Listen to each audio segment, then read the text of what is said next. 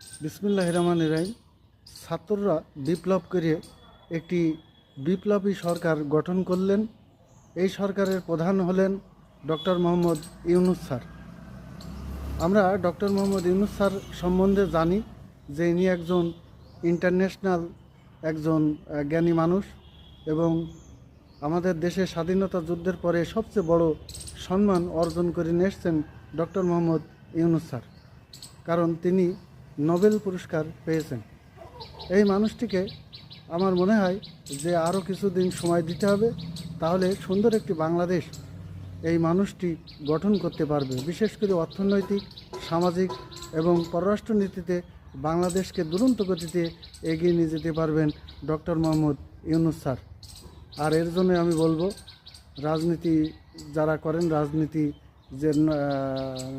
যে দলগুলো আছে তাদেরকে বলবো যে আমার মনে হয় যে ডক্টর মোহাম্মদ ইউনূস স্যারের এই সরকারের একটু সময়